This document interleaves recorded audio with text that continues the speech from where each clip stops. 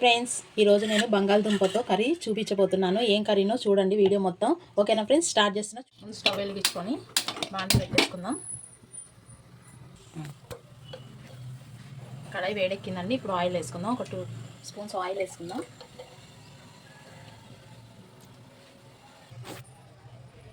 Oil వేడైందండి. ఇప్పుడు ఇందులో cut చేసి పెట్టుకుందాం. సన్నగా ఉల్లిపాయలు వేసుకుందాం. ఉల్లిపాయలు, పచ్చిమిర్చి వేసుకుందాం. వేసుకొని ఒకసారి కలిపేసుకుందాం.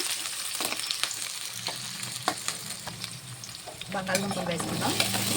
సన్నగా కట్ చేసుకున్నవి.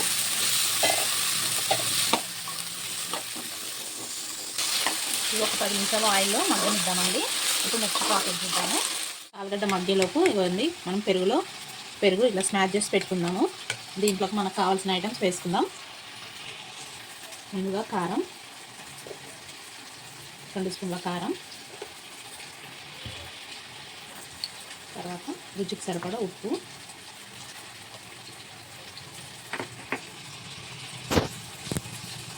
కొద్దిగా ధనియాల పొడి వేసుకొని కలిపేసుకుందాం. కొద్దిగా పసుపు, ఇవన్నీ వేసుకొని ఒకసారి బాగా కలిపేసుకుందాం. ఇది కలిపేసుకొని పక్కన పెట్టుకుందాం. ఇప్పుడు ఇంకో ప్రాసెస్. ఇప్పుడు ఇవి కొద్దిగా మగ్గుతున్నాయి కదండి, దీంట్లో కొద్దిగా ఉప్పు వేసుకుందాం. చప్పగా ఉండకుండా ఉంటుంది. ఉప్పు వేస్తే కొంచెం టేస్ట్గా ఉంటుంది, బాగుంటుంది. వేసుకొని ఒకసారి కలిపేసుకుందాం. ఇవి మగ్గుతున్నాయండి. మనం పెరుగు కలిపి పెట్టుకున్నాం కదా. ఇప్పుడు ఇంకో ప్రాసెస్ చూద్దాం. ఇవ్వండి, ఇంకో దాని మీద ఇంకో కడాయి పెట్టేసుకొని స్టవ్ ఆన్ చేసుకొని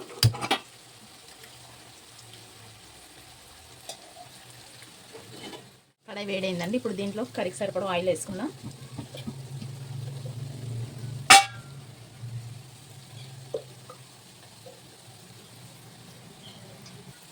ఆయిల్ వేడైందండి. ఇప్పుడు దీంట్లోకి 1 స్పూన్ ఆవాలు, 1 స్పూన్ జీలకర్ర వేసుకుందాం. ఆవాలు జీలకర్ర వేగినాయండి. సన్నగా కట్ చేసుకున్న ఉల్లిపాయలు వేసుకొని గోల్డెన్ కలర్ వచ్చేంత వరకు వేపుకుందాం. ఆనియన్స్ వేగినాయండి. కొద్దిగా అల్లం పేస్ట్ వేసుకుందాం.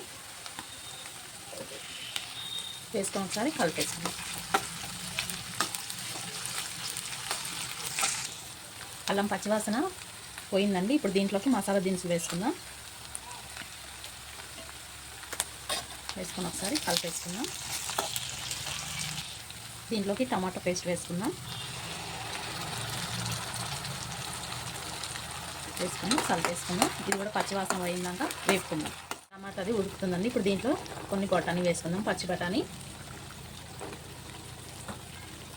వేసుకొని ఒకసారి కలిపేసుకుందాం. ఇది కూడా ఒక 5 నిమిషాలు ఉడకనిచ్చుకుందాం. టమాటా మగ్గిపోయిందండి. టమాటా బఠానీ. ఇప్పుడు మనం ఇందాక పెరుగు కలిపి పెట్టుకున్నాం కదా, అది కూడా వేసేసుకుందాం. వేసుకొని ఒకసారి కలిపేసుకుందాం.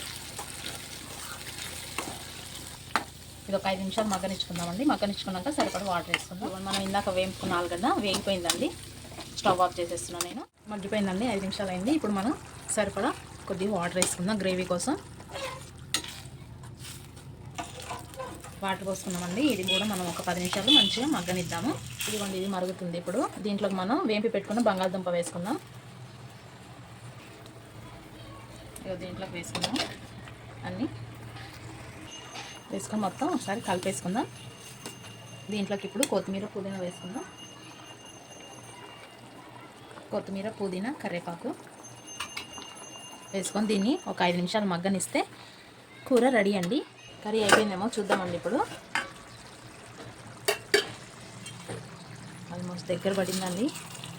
అయింది కూర, అయిపోయింది అండి కర్రీ. చూడండి, గ్రేవీ కూడా దగ్గరకు వచ్చింది. ఎంత బాగా అయిందో కర్రీ. కలర్ఫుల్గా సూపర్గా ఉందండి. ఓకేనా, ఇప్పుడు నేను స్టవ్ ఆఫ్ చేసేస్తున్నానండి. సర్వ్ చేసుకుంటాను. అయ్యిందండి మా కర్రీ. ఇప్పుడు నేను సర్వ్ చేసుకుంటున్నాను అండి.